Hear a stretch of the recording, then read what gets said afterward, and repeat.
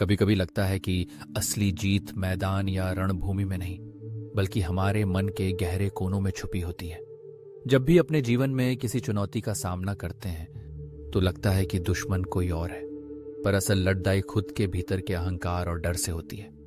आज की कहानी वीर नाम के एक ऐसे धनुर्धर की है जिसकी सबसे बड़ी जंग अपने आप से थी। वैकुंठपुरा, जहां वीर रहता था, वहां के लोग उसकी तीरंदाजी के दीवाने थे।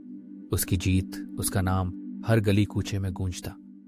पर वीर को खुद नहीं पता था कि उसकी सबसे अहम परीक्षा अभी बाकी है।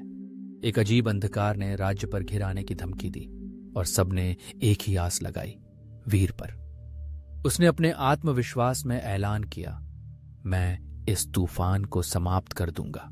पर इस बार उसकी जंग बाहर से नहीं, भीतर से थी। वीर अपनी पहचान, अपनी शक्ति के साथ चलता रहा।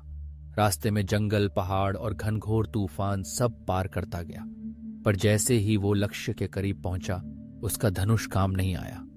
उसके सामने एक रोशनी से बना दूसरा वीर खड़ा था।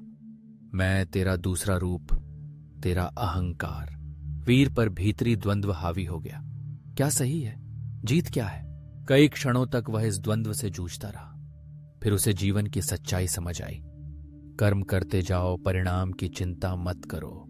उसने अपने अहंकार को नम्रता से नमस्कार किया। उस क्षण में तूफान थम गया और उसे असली ज्ञान का अनुभव हुआ।